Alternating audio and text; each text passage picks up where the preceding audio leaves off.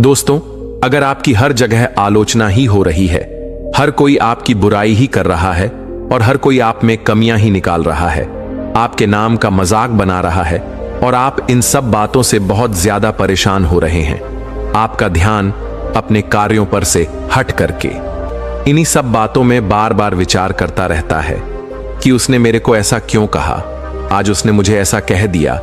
आपका मन इन्हीं सब बातों में उलझा रहता है कि उसने मेरे को ऐसा क्यों कहा, आज मैं यह काम नहीं कर पाया, उसने मेरी बुराई की। दोस्तों, यह बात सत्य है।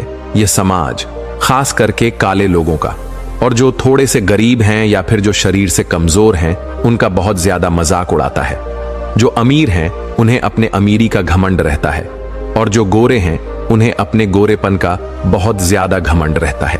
कई बार होता है कि किसी लड़के या लड़की की शादी इस वजह से नहीं होती है क्योंकि वह दिखने में काला होता है। दोस्तों, अभी भी अपने इस देश में काले और गोरे का भेद मौजूद है, लेकिन जब अपने ही घर के लोग, अपने ही जानने वाले लोग आपके अंदर कमियां निकालते हैं तो दुख बहुत होता है। तरह तरह के लोग कमेंट पास करते हैं तो दुख और भी ज्यादा बढ़ जाता है। तो दोस्तों, आज की कहानी देखने के बाद कोई आपकी बेइज्जती नहीं कर पाएगा, कोई आपके अंदर कमियां नहीं निकाल पाएगा, लोगों का मुंह बंद हो जाएगा। इस मुश्किल हालात से खुद को कैसे निकाले, ये सब बातें भी आपको पता चल जाएंगी। तो दोस्तों, अंत तक जरूर बने रहिएगा। एक समय की बात है, आश्रम का एक शिष्य था जिसका नाम वल्लभ था। वल्लभ अपनी इस बात से सबसे ज्यादा परेशान रहता था कि लोग उसे भाला भाला कह करके पुकारते थे। उसका शरीर भी पतला दुबला था, बहुत ज्यादा मोटा नहीं था, इसीलिए अन्य बच्चे भी आश्रम के उसे तरह तरह के नामों से बुलाते थे। कोई उसे भाला कहता तो कोई उसे डंडा कहता। हर कोई उसकी बेइज्जती ही करता रहता था। इस बात से वल्लभ मायूस हो जाता था। वह अपने किसी भी कार्य पर ध्यान ही नहीं दे पाता था क्योंकि आधे से ज्यादा समय तो वह यही सब सोचने में बीता देता है कि लोग उसे क्या कह रहे हैं, लोग उसे क्या बोल रहे हैं। वह कोई भी काम करता तो ठीक तरीके से उस कार्य को कर ही नहीं पाता क्योंकि उसका ध्यान उस कार्य पर नहीं रहता था। वो अपना सारा समय तो यह सोचने में बीता देता था कि लोग उसे ऐसा क्यों बोल रहे हैं, जिस वजह से वह कई बार अपने गुरुजी की डांट भी उसे सुनने को मिलती थी क्योंकि वह कार्य को सही समय पर समाप्त नहीं कर पाता था। उसे असफलता का सामना भी बार बार करना पड़ता था। वह अपने इन्हीं सब बातों से बहुत ज्यादा परेशान रहता है। उसने यह बात किसी को भी नहीं बताई। बताता किसको? हर कोई तो उसका मजाक बनाता रहता था, हर कोई उसके बारे में ही उल्टा सीधा बोलता रहता था। दोस्तों, ये पहले के समय में नहीं होता था, ये सब आज के समय में भी हो रहा है, बल्कि आज के समय में यह सब ज्यादा ही हो रहा है। अगर कोई लड़का या कोई पुरुष या स्त्री किसी चीज में कमजोर है तो यह समाज, इस समाज के लोग उसका बहुत ही ज्यादा मजाक बनाते रहते हैं, सिवाय उसे सहारा देने की। उसका मजाक ही बनाते हैं। हर कोई अपने को बड़ा साबित करने में लगा हुआ है। इसी वजह से होता क्या है कि कई बच्चे या कुछ लोग आत्महत्या कर लेते हैं।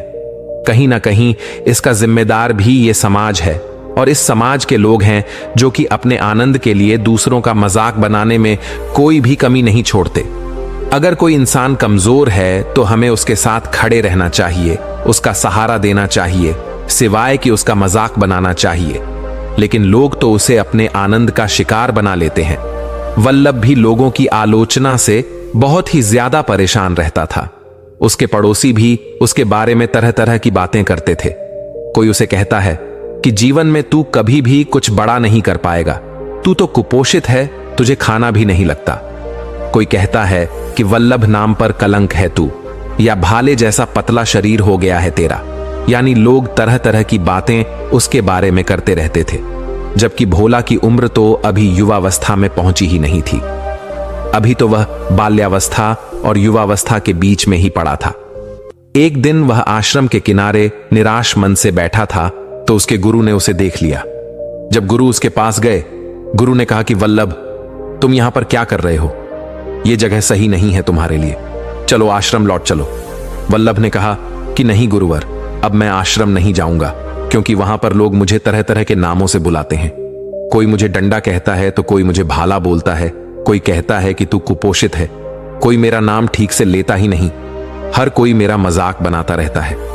गुरुवर, ये बात सत्य है कि मैं खुद को बहुत समझाने की कोशिश करता हूं और थोड़ी देर के लिए समझा भी लेता हूं, लेकिन हम लोगों को कैसे समझाएं जो कि हमें हमारे नाम का गलत मतलब निकालते रहते हैं, हमारे ऊपर तरह तरह की बातें करते रहते हैं।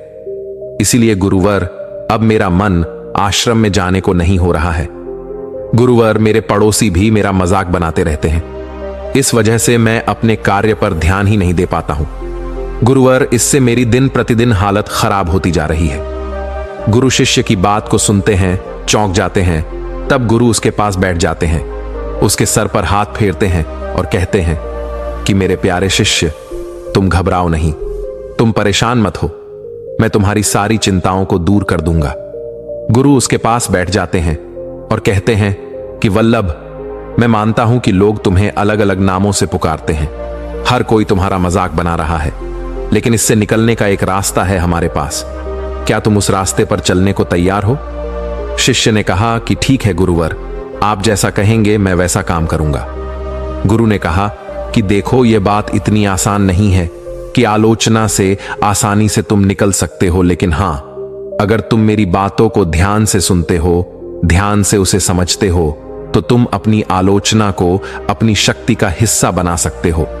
शिष्य ने कहा कि गुरुवर, अपनी आलोचना को अपनी शक्ति का हिस्सा यह कैसे बना सकते हैं? गुरु ने कहा कि यह तालाब देख रहे हो, इसका जल कितना शांत है, इसमें अभी भी कोई लहर नहीं उत्पन्न हो रही है, लेकिन जरा उठ करके इस तालाब में एक कंकड़ तो फेंको। वल्लभ खड़ा होता है और एक कंकड़ उठा करके उस तालाब में फेंक देता है। वह कंकड़ जैसे ही तालाब में गिरता है, तालाब में तमाम लहरें बनने लगती हैं। तब गुरु शिष्य से कहते हैं कि क्या अब तालाब का पानी स्थिर है? शिष्य ने कहा कि नहीं गुरुवर, अब तो इसमें लहरें बन रही हैं, इसका जल इधर उधर हो रहा है, इसका जल अब अशांत हो गया है। गुरु कहते हैं कि ठीक कहा तुमने, आलोचक लोग भी कंकड़ के ही समान होते हैं। ये कंकड़ बार बार तुम्हें अशांत करता रहेगा। जब तक तुम्हारे अंदर कमियां रहेंगी, तब तक यह लोग तुमको बोलते रहेंगे। यह लोग कंकड़ की भांति तुम्हारे मन को अशांत करते रहेंगे। तभी गुरु एक और पत्थर उठाते हैं और उसे बगल के जमीन पर फेंक देते हैं। तो गुरु उस शिष्य से पूछते हैं कि वल्लभ, ये बताओ कि क्या मैंने जो अभी इस पत्थर को जमीन पर फेंका, क्या इस धरती में हलचल हुई? शिष्य ने कहा कि नहीं गुरुवर, यह हो ही नहीं सकता। जमीन इस छोटे कंकड़ के फेंकने से हिलेगी नहीं। मिट्टी तो बहुत मजबूत है, कंकड़ को फेंकने पर इस पर कोई असर नहीं होगा। तब गुरु कहते हैं कि ठीक कहा तुमने, तुम तो अब मेरी बात समझ ही गई होगो कि मैं कहना क्या चाहता हूं। फिर गुरु कहते हैं कि पहले तुम खुद को अंदर से मजबूत बनाओ, मानसिक रूप से मजबूत बनो, फिर तुम पर किसी आलोचक लोगों का असर नहीं पड़ेगा। उसके लिए मैं तुम्हें कुछ तरीके बता रहा हूं, उसे ध्यान से सुनना, ताकि तुम आलोचक लोगों का मुंह बंद कर सको। कोई तुम्हारी आलोचना नहीं कर पाएगा। आज की मेरी बातें उसे तुम ध्यानपूर्वक सुनना। गुरु कहते हैं कि आलोचक लोगों का मुंह बंद करने का पहला तरीका है कि जितने भी लोग जिस भी चीज के लिए तुम्हें बोल रहे हैं, तुम इस चीज को एक कागज पर लिखो। गुरु कहते हैं कि आलोचक लोग जो तुम्हें बातें बोल रहे हैं, उसको एक कागज पर लिखो और यह देखो कि वह लोग क्या बोल रहे हैं, तो तुम पाओगे कि वह लोग तुम्हारी ही कमी को बोल रहे हैं। अर्थात तुम यह समझ पाओगे कि अभी तुम्हारे अंदर क्या कमी है जिसकी वजह से लोग तुम्हें ऐसा बोल रहे हैं। तो तुम अपनी उस कमियों पर ध्यान दो। मान लीजिए कि तुम्हें डंडा डंडा लोग बोल रहे हैं, या भाला भाला बोल रहे हैं, या तुम्हें कुपोषित कहकर के लोग चिढ़ा रहे हैं, तो तुम्हें सबसे पहले अपने शरीर को मजबूत करना पड़ेगा। तुम्हें प्रतिदिन उठकर योगाभ्यास व्यायाम करना पड़ेगा। उसके साथ साथ एक अच्छी डाइट, एक अच्छा खाना भी तुम्हें खाना पड़ेगा। फिर तुम्हें ना तो कोई डंडा बोलेगा और ना ही कोई तुम्हें भाला बोलेगा, क्योंकि तुम शरीर से मजबूत बन जाओगे। फिर लोग कहना बंद कर देंगे।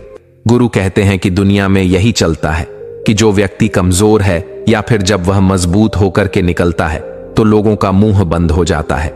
यानी आलोचक लोग यह बताने की कोशिश करते हैं कि अभी तुम्हारे अंदर क्या कमी है, लेकिन अगर हम उस बुराई को अपनी ताकत का हिस्सा बनाना चाहते हैं तो पहले अपनी इस कमी को दूर करना पड़ेगा। शिष्य कहता है कि ठीक है गुरुवर, अब आगे से मैं इस बात को ध्यान में रखूंगा, मैं अपनी कमी को दूर करने का प्रयास जरूर करूंगा। गुरु कहते हैं कि अभी मेरी कुछ और बातें हैं उसे तो तुम सुन लो। गुरु कहते हैं कि दूसरी बात, अगर तुम्हें आलोचक लोगों का मुंह बंद करना है तो तुम्हें उनके द्वारा कहे हुए शब्दों को आदेश मानना पड़ेगा। शिष्य कहता है कि गुरुवर, कुछ समझ में नहीं आया कि आप कहना क्या चाहते हैं। तब गुरु कहते हैं कि जब जो आलोचक लोग तुम्हें बोल रहे हैं उन शब्दों का बुरा ना मान करके उसको आदेश समझो। आदेश का मतलब होता है कि जब तुम्हारे आलोचक तुम्हारी बुराई करें या कोई व्यक्ति तुम्हारी बुराई करे तो तुम उस बुराई को उसका आदेश मान करके उसे खुद के अंदर दूर करने का प्रयास करो। जब कोई तुम्हें डंडा बोले या जब कोई तुम्हें अलग अलग नामों से पुकारे तो उसके आदेश को सुन करके तुरंत प्रतिक्रिया मत दो, बल्कि उस ऊर्जा का रूपांतरण कर लो, अर्थात खुद को बेहतर बनाने में लग जाओ। अपने शरीर की ऊर्जा को गुस्सा करके ना बर्बाद करो। तीसरी बात, अगर तुम्हें आलोचक लोगों से बचना है तो थोड़ा गंभीर रहना शुरू करो।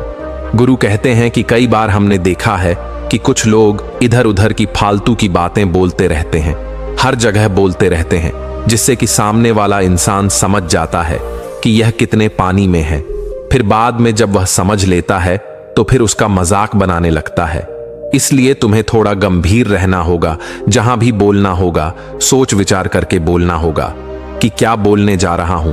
मैंने कई बार लोगों को देखा है कि उन्हें अगर किसी तथ्य के बारे में कुछ ज्यादा जानकारी नहीं होती है तो भी वह ज्यादा बोलते रहते हैं, जिससे कि सामने वाला समझ जाता है कि यह इंसान फालतू का है, इसकी बातों में कोई दम नहीं है।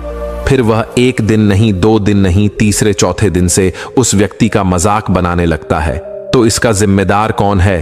फिर शिष्य कहता है कि गुरुवर, वह तो खुद व्यक्ति ही है, इसका जिम्मेदार जो ज्यादा बोल रहा है। गुरु कहते हैं कि ठीक समझा तुमने।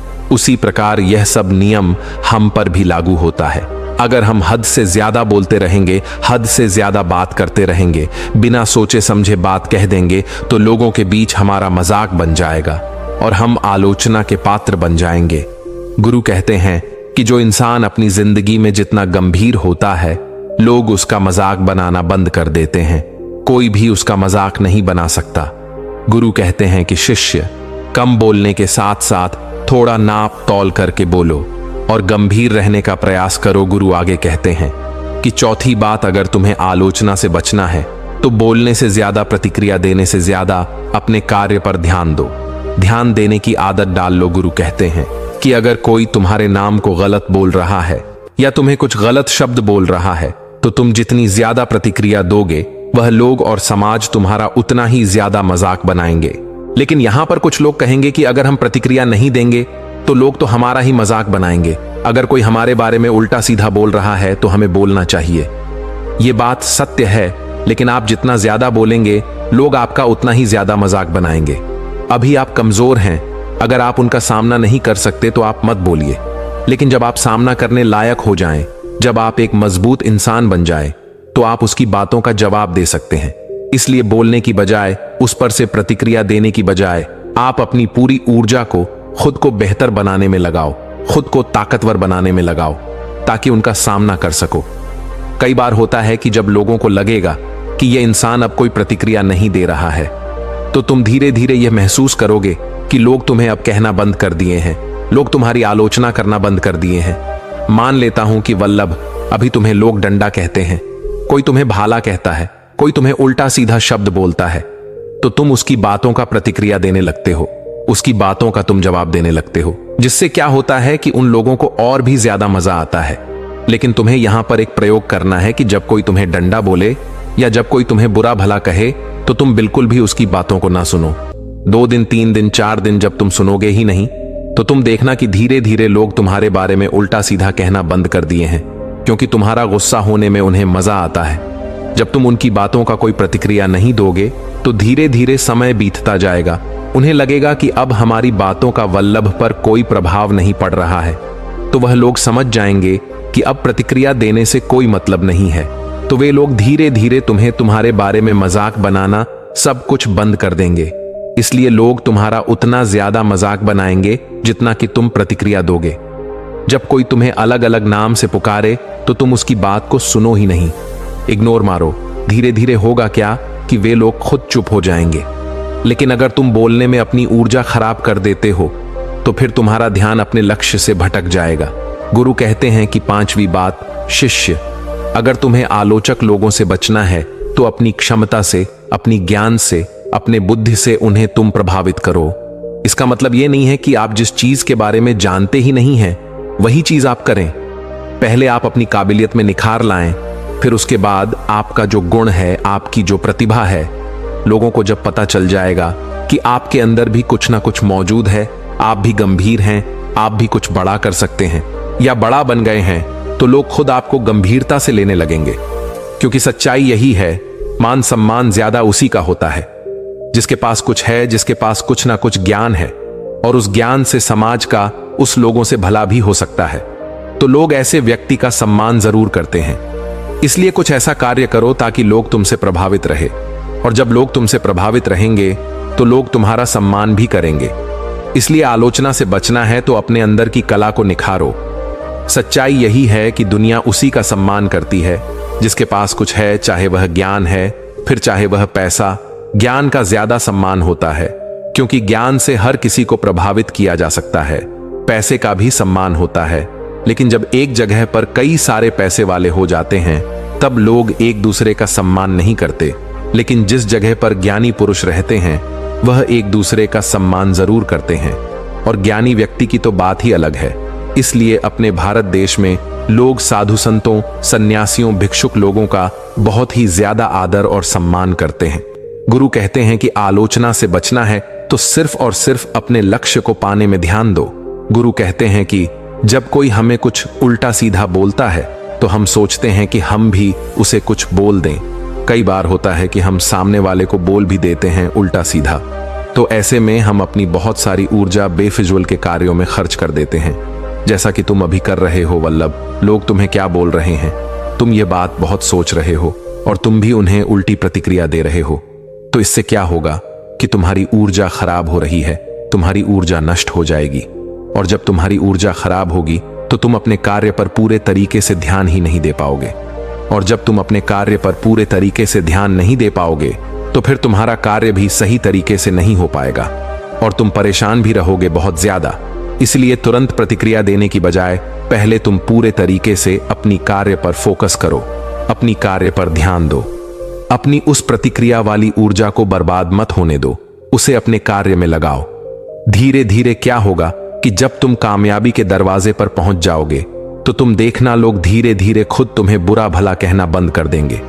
गुरु कहते हैं कि वल्लभ, अगर तुम मेरी इन बातों को याद रखते हो तो यकीन मानना हर कोई तुम्हारी बुराई नहीं कर पाएगा, फिर कोई तुम्हारी आलोचना कभी नहीं कर पाएगा। आज से तुम मेरी इन बातों को ध्यान में रखो और इसी के अनुरूप अपने कार्य को करो। फिर मुझे बताना। मैं चाहूं तो लोगों को डांट दूं, लेकिन मैं कब तक डांटूं? आज मैं लोगों को डांट दूंगा तो कल तुम्हें कोई और बोलेगा। लेकिन अगर तुम मेरी बातों को याद रखते हो, इसके अनुरूप अपने कार्य को करते हो, इसका पालन करते हो, तो अपनी जिंदगी में तुम यकीन मानना धीरे धीरे तुम्हारे पड़ोसी से लेकर के हर कोई तुम्हारा मजाक बनाना बंद कर देगा। आइए जीवन बदलने वाली दूसरी कहानी शुरू करते हैं। गौतम बुद्ध अपने शिष्यों को धर्म का उपदेश दे रहे थे। चारों ओर हरियाली थी, पंछियों की चहचहाहट वातावरण को और भी मधुर बना रही थी। बुद्ध के शिष्य ध्यान मग्न होकर उनकी वाणी सुन रहे थे, परंतु एक शिष्य जिसका मन जिज्ञासाओं से भरा था, वह अपने भीतर उठते प्रश्नों से विचलित था। वह यह समझ नहीं पा रहा था कि जीवन का वास्तविक अर्थ क्या है। उसने अपने मन की उलझनों को बुद्ध के सामने रखने का निश्चय किया। उसने बुद्ध से विनम्र स्वर में कहा, भगवान, मैं आपसे कुछ पूछना चाहता हूं। गौतम बुद्ध ने उसकी ओर देखा, मुस्कुराए और बोले, पूछो वत्स, जो भी तुम्हारे मन में है उसे निसंकोच कहो। शिष्य ने गहरी सांस ली और कहा, भगवान, मैंने सुना है कि यह संसार माया है, यह जीवन दुखों से भरा हुआ है और मनुष्य की इच्छाएं ही उसके कष्ट का कारण है। लेकिन अगर यह सत्य है तो फिर हम इस संसार में आए ही क्यों? यदि सब कुछ अस्थायी है तो प्रयास करने का क्या लाभ? गौतम बुद्ध उसकी जिज्ञासा देखकर मुस्कुराए। उन्होंने अपने आसपास बैठे अन्य शिष्यों की ओर देखा, जो भी इस प्रश्न का उत्तर जानने के लिए उत्सुक थे। फिर उन्होंने धीरे से कहा, वत्स, तुम्हारा प्रश्न अत्यंत महत्वपूर्ण है। जीवन को समझने के लिए पहले हमें इसे महसूस करना होगा। इसे केवल शब्दों में नहीं बल्कि अनुभव में जीना होगा। फिर बुद्ध ने एक कहानी सुनाने का निश्चय किया ताकि शिष्य की उलझनें सुलझ सकें। उन्होंने अपनी शांत और मधुर वाणी में कहा, कई वर्षों पूर्व एक राजा था जो बहुत शक्तिशाली था। उसके पास सब कुछ था, धन, वैभव, सेना और असीमित ऐश्वर्य, परंतु फिर भी वह संतुष्ट नहीं था। हर समय उसे एक अधूरेपन का एहसास होता था। उसने राज्य के सभी विद्वानों और साधुओं को बुलाया और पूछा, मैं इतना धनवान और शक्तिशाली हूं, फिर भी मैं भीतर से शांति क्यों महसूस नहीं करता?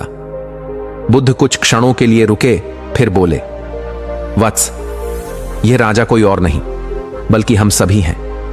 हम सभी के पास बहुत कुछ होता है, फिर भी भीतर एक अधूरापन बना रहता है। शिष्य ने ध्यानपूर्वक उनकी बातें सुनी, परंतु अभी भी उसका मन पूरी तरह संतुष्ट नहीं हुआ था।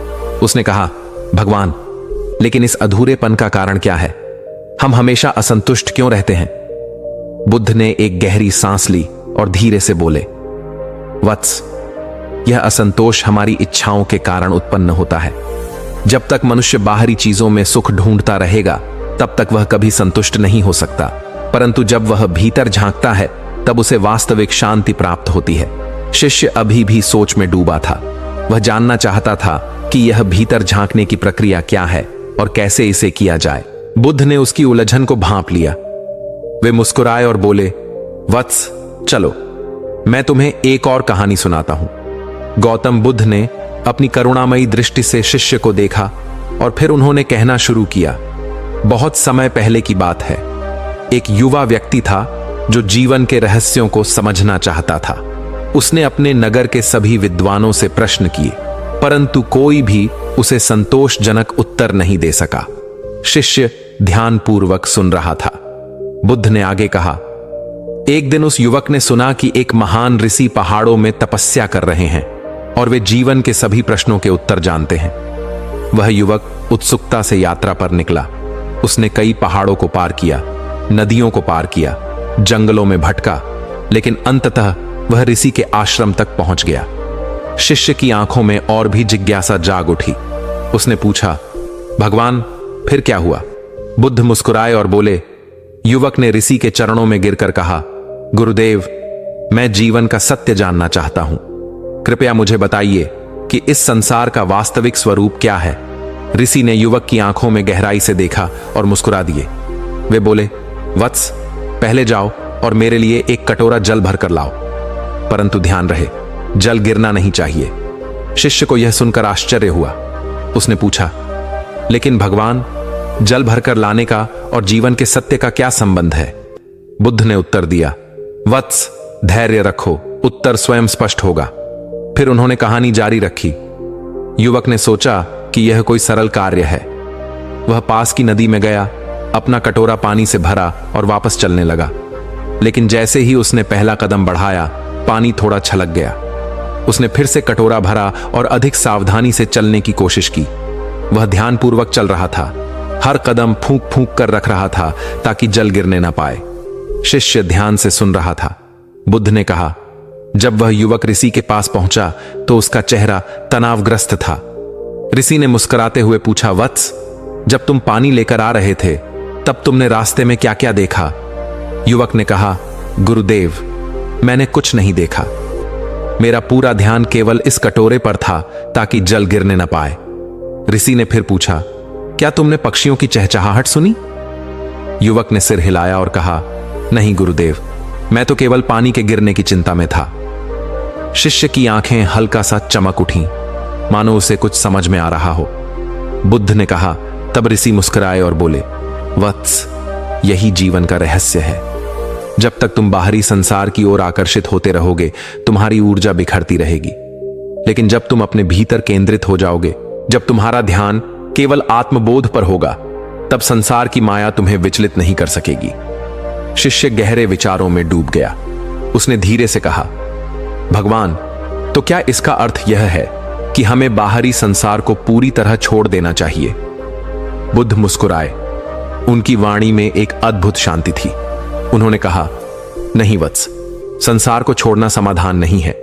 समाधान यह है कि संसार में रहकर भी स्वयं को संसार से बंधने न दिया जाए। जल में कमल की तरह रहो, जल में होकर भी उससे अछूते। शिष्य की आंखों में अब धीरे धीरे समझ की चमक उभरने लगी थी, परंतु वह अभी भी पूरी तरह संतुष्ट नहीं था। उसने एक और प्रश्न किया, भगवान, लेकिन यह कैसे संभव है? हम संसार में रहकर उससे प्रभावित हुए बिना कैसे जी सकते हैं? बुद्ध ने फिर से मुस्कुराते हुए कहा, वत्स, मैं तुम्हें एक और उदाहरण देता हूं। गौतम बुद्ध ने अपने शिष्य की ओर देखा, जो अभी भी जीवन के रहस्यों को समझने के लिए व्याकुल था। बुद्ध ने अपने शांत स्वर में कहना शुरू किया, वत्स, संसार में रहकर भी उससे प्रभावित हुए बिना जीना संभव है। इसके लिए मैं तुम्हें एक और कहानी सुनाता हूं। शिष्य ने उत्सुकता से सिर हिलाया। बुद्ध ने कहा, बहुत समय पहले की बात है। एक साधु थे जो नदी के किनारे रहते थे। वे प्रतिदिन सुबह स्नान करने जाते और नदी के स्वच्छ जल में ध्यान करते थे। लेकिन एक दिन जब वे नदी किनारे पहुंचे तो उन्होंने देखा कि पानी में एक बिच्छू डूबने की कोशिश कर रहा था। शिष्य ने ध्यानपूर्वक सुना और बुद्ध ने आगे कहा, साधु को उस बिच्छू पर दया आ गई। उन्होंने अपना हाथ बढ़ाया और बिच्छू को बचाने की कोशिश की, लेकिन जैसे ही उन्होंने उसे उठाया, बिच्छू ने उनके हाथ पर डंक मार दिया। दर्द के बावजूद साधु ने बिच्छू को पानी से निकालने की कोशिश जारी रखी। हर बार जब वे उसे बचाने की कोशिश करते, बिच्छू उन्हें डंक मार देता। शिष्य के चेहरे पर आश्चर्य का भाव था। उसने पूछा, भगवान, फिर क्या हुआ? क्या साधु ने हार मान ली? बुद्ध मुस्कुराए और बोले, नहीं वत्स, साधु ने हार नहीं मानी। अंततः उन्होंने एक पत्ती का उपयोग किया और बिच्छू को सुरक्षित बाहर निकाल दिया। जब उनके एक शिष्य ने यह देखा तो उसने पूछा, गुरुदेव, यह बिच्छू आपको बार बार डंक मार रहा था, फिर भी आप इसे बचाने की कोशिश क्यों कर रहे थे? साधु ने उत्तर दिया, वत्स, बिच्छू का स्वभाव डंक मारना है और मेरा स्वभाव करुणा रखना है। वह अपने स्वभाव का पालन कर रहा था और मैं अपने स्वभाव का। शिष्य ने यह सुना तो वह गहरे विचारों में डूब गया। उसने धीरे से कहा, भगवान, क्या इसका अर्थ यह है कि हमें कभी किसी के व्यवहार से विचलित नहीं होना चाहिए? बुद्ध ने सिर हिलाया और कहा, वत्स, यदि कोई तुम्हारे प्रति कटु व्यवहार करता है तो यह उसका स्वभाव हो सकता है, लेकिन तुम्हारा स्वभाव प्रेम, करुणा और शांति का होना चाहिए। यदि तुम किसी और के नकारात्मक व्यवहार से स्वयं को बदल लेते हो तो तुम अपने ही स्वभाव से दूर हो जाओगे। शिष्य की आंखों में एक नई समझ की चमक थी। उसने विनम्रतापूर्वक पूछा, भगवान, लेकिन यह कैसे संभव है? हम तो भावनाओं से बंधे होते हैं। यदि कोई हमें ठेस पहुंचाए तो हमें क्रोध आ ही जाता है। बुद्ध हल्के से मुस्कुराए और बोले, वत्स, मैं तुम्हें एक और दृष्टांत देता हूं। बुद्ध ने शिष्य की ओर देखा और मुस्कुराते हुए कहा, वत्स, क्रोध, द्वेष और पीड़ा तभी तक तुम्हें बांधते हैं जब तक तुम उन्हें महत्व देते हो। उन्होंने आगे कहा, मान लो कोई व्यक्ति तुम्हें अपशब्द कहता है। यदि तुम उसे स्वीकार कर लोगे तो वह तुम्हारा बोझ बन जाएगा, लेकिन यदि तुम उसे अनदेखा कर दो तो वह अपशब्द उसी व्यक्ति के पास लौट जाएगा जिसने उन्हें कहा था। शिष्य को अब धीरे धीरे बोध होने लगा था। उसने सिर झुकाकर कहा, भगवान, अब मैं समझ गया हूं। संसार में रहकर भी संसार से परे रहना ही सच्ची बुद्धि है। अपने स्वभाव को बनाए रखते हुए करुणा और शांति के साथ जीना ही वास्तविक धर्म है। गौतम बुद्ध ने प्रसन्नता से सिर हिलाया और कहा, वत्स, यही मार्ग तुम्हें सच्चे आनंद और शांति की ओर ले जाएगा। जब मनुष्य अपने भीतर के सत्य को जान लेता है, तब संसार की हलचल उसे विचलित नहीं कर सकती। शिष्य ने श्रद्धा से बुद्ध के चरणों में प्रणाम किया। उस दिन से उसने अपने जीवन में करुणा, शांति और आत्मचिंतन को अपनाने का निश्चय किया। जिस प्रकार कमल का फूल जल में रहकर भी उससे अछूता रहता है, वैसे ही मनुष्य को संसार में रहकर भी उसमें लिप्त नहीं होना चाहिए। दोस्तों, इस कहानी से आपने क्या समझा? अपने विचारों को, अपने भावनाओं को एक कमेंट के माध्यम से जरूर बताएं। क्या पता आपके एक कमेंट से किसी का जीवन बदल जाए। धन्यवाद।